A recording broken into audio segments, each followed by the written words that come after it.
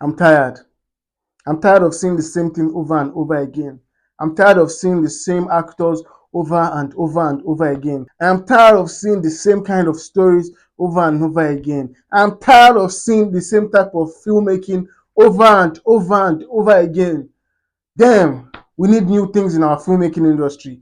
We need new ideas. We need new filmmakers. We need new actors. We need new blood. We need new young blood in our filmmaking industry. And honestly, I am tired, and I hope we get to the point where we start seeing new things, new ideas, new filmmakers, new storytellers. Welcome back to the channel, everyone. In this video, I want to talk about Lisabi.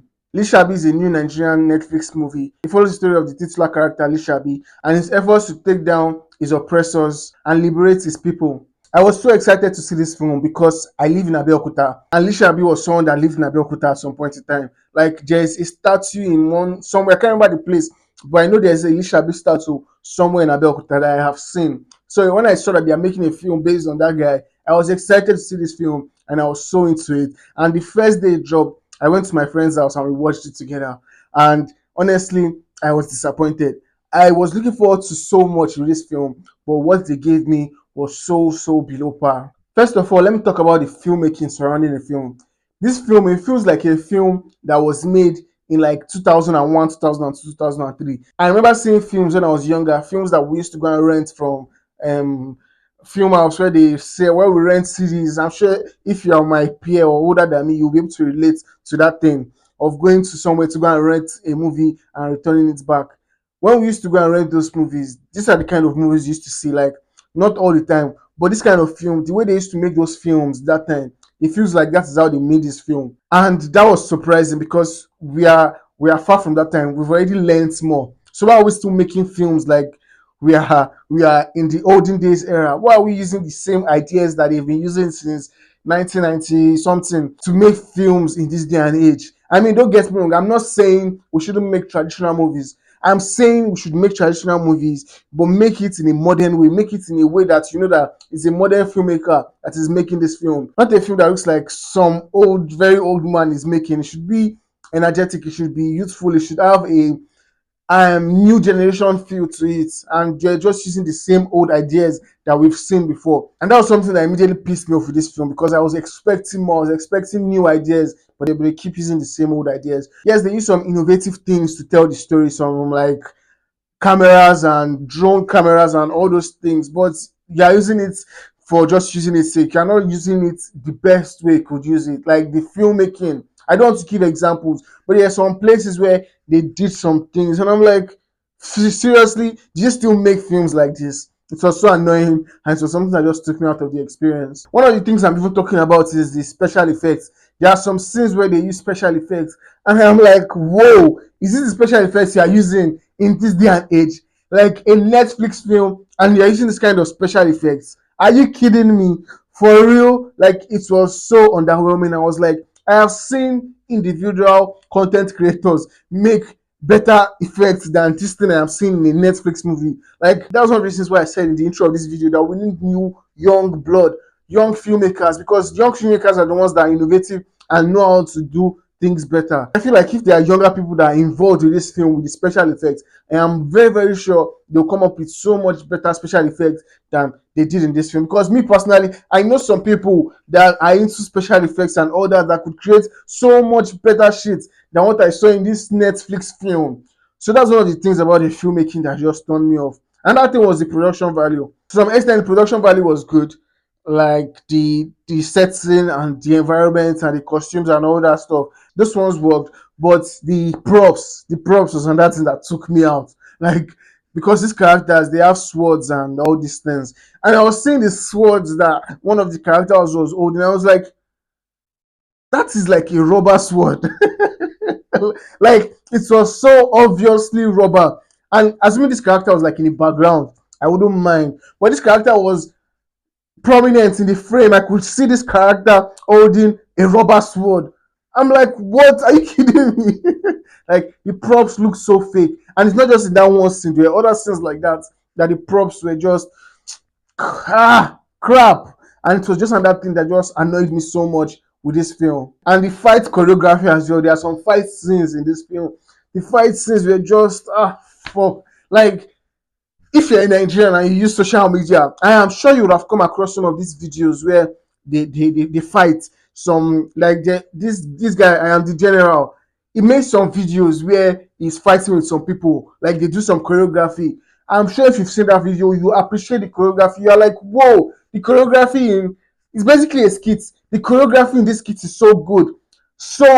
And you see the choreography in a movie, in a Netflix movie, and the choreography is shit. Like, are you kidding me? If you get someone like I am the general to come and make this movie, to come and be involved in making the fight scenes for this film, are you telling me the fight scenes will be much better? But no, they'll be using the same old things, using the same old tricks that they've been using since day one, and still using it to tell stories. Like, come on, we have moved past all this shit. This thing is just getting old, and you need to give me something better. Like, that was exactly how I feel, because I have seen I am the general skits. I am sure you that are watching this video now, you would have probably seen I am the general skits where he does these fighting stuffs, and you know that those choreography are so good. And that is someone that just does it individually, like a skit. But a movie can't have that kind of shit. It's just so heartbreaking, and it just makes me so mad. The filmmaking surrounding this film was very whack. A lot of things that surrounded it was just very underwhelming, and I expected so much more. That is why I'm so furious with the whole execution. I've been talking about the filmmaking, but let me talk about the story now. I'll give them something with the story. The story was very purposeful with their storytelling. I like that the filmmaker, he took his time telling the story. He took his time with the story. He didn't rush anything. He let some elements play out because he's building onto something. And some people might find that boring. But me, I see that he's doing something. I see that you are taking a step. Like, you will not just go from 0 to 100 immediately. You have to go from 0 to 10 to 20 to 30. And that's how the filmmaker makes a film. The storyteller, that's how they tell the stories. They don't just go straight to it. They take their time. And I think that is why it's going to have a second part, and I can appreciate that, because I want you to make me understand where characters are making the decisions that they are making. Because if they just make some decisions anyhow, to be like, whoa, this character has not undergone enough a lot of things to make him make this decision. But they take their time, and you can see why the characters are making the decisions that they are making. So for that, I respect it, and I like what they did with the storytelling. But the characters, I can't say the same for the characters. Most of the characters were very bland characters. They were characters that were not interesting to watch. They are just lifeless characters, for lack of a better word. I think the character that I could even say was the most interesting to watch is the main character, Lisabi himself. And Lishabi's character was interesting to watch because we see different sides to him. We see the friendly side of him. We see the hardworking side of him. We see the warrior side of him. We see so many parts of the character. So it's not just a one-sided character. It's not just one bland character. He's not just a hero. There are other sides to him that make him interesting. So Lishabi's character was interesting to watch. But the other characters, the villain that was played by Ibrahim Chata, is just one note for him. Just bad guy. Nothing much to him. And the other characters, just one note, just one note, just one note. There's nothing to them. Like, why I have an issue with that is because no one is all bad. Like, no matter how bad someone is, there'll be good elements in them. No matter how good someone is, there'll be bad elements in them. For instance, with Ibrahim Chata's character, the villain, they could have shown us some sides of him that he had been like a sympathetic character to make us see like, oh, although this guy is a bad guy, but he still does some things that just makes him sympathetic.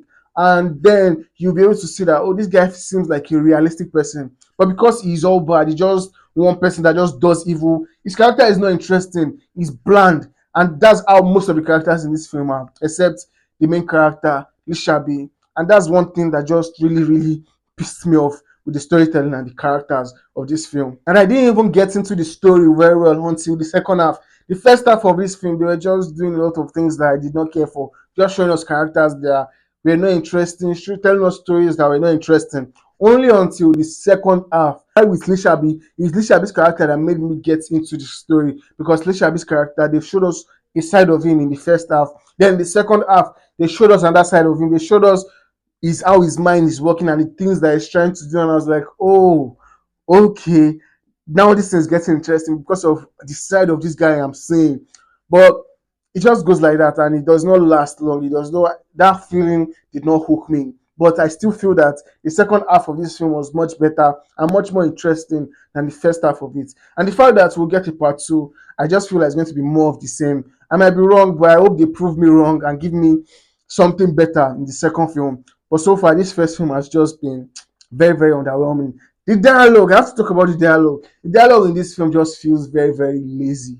It feels lazy because the writers of dialogue, they use trends that are happening now to write their dialogue that was happening years and years ago. Like you hear some dialogue, you hear some things that they say in the dialogue that are things that are trending now. Like I don't want to give spoilers, but there are some words that are trending now that people are saying now. And you know that when you hear it in this film, they are using it because they are trending. And that thing just takes away from the authenticity that this story is supposed to tell. Because I refuse to believe that back in those days they were saying the slangs that we are saying now. Like you have to show me a video to show me that they're really saying it, because it's very, very difficult for me to believe that they were saying those kinds of slangs that we are saying today back in those days. And that's one thing that I did not like with the dialogue. They're just using trends to say to write dialogue, and it just made it feel very, very lazy and inauthentic. That's another problem I had with dialogue. And I think I had a very, very big problem with this film overall, like I have made this whole video to say.